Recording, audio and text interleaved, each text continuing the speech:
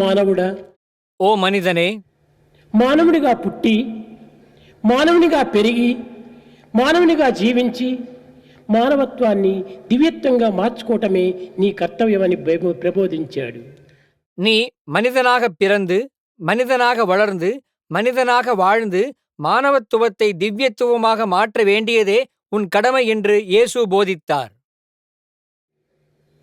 పరమాత్మ మెస్సెంజర్ అయినటువంటి ప్రతి మానవుడు కూడాను పరమాత్మ సత్యబోధనను, ప్రేమతత్వములను, శాంతి పరములను జగత్తునకు చాటి అనుభవించి ఆనందించింపజేయటమే ఈ మానవుని యొక్క ప్రధాన కర్తవ్యం. இறைவனின் மெசஞ்சர் தூதனான ஒவ்வொரு மனிதனும் கூட பரமாத்மாவின் சத்திய போதனைகளையும் பிரேம தத்துவத்தையும் சாந்தியை பெறும் வழிகளையும் உலகிற்கு எடுத்துரைத்து அனுபவித்து ஆனந்தமடையச் செய்வதே மனிதனின் முதன்மையான கடமையாகும். భగవత్ తత్వాన్ని ప్రచారం చేసినటువంటి మానవుడికి మెస్సెంజర్ అని పేరు.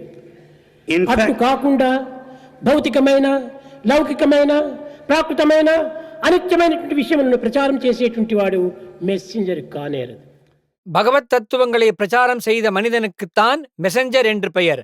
அவ்வாறின்றி பௌதீகமான, லௌகீகமான, இயற்கை சம்பந்தமான, அனித்தியமான விஷயங்களை பரப்புபவன் மெசஞ்சர் ஆக முடியாது. సత్యతత్వమును, దివ్యతత్వమును, ప్రేమతత్వమును, సహనతత్వమును, సానుభూతి తత్వమును ఈ ప్రపంచమునకు చాటటమే నిజమైనటువంటి మెస్సెంజర్గా పేరు. சத்திய தத்துவத்தையும் திவ்ய தத்துவத்தையும் பிரேம தத்துவத்தையும் பொறுமையையும் இரக்க குணத்தையும் இவ்வுலகிற்கு எடுத்துரைப்பவனுக்கே உண்மையான மெசஞ்சர் என்று பெயர்.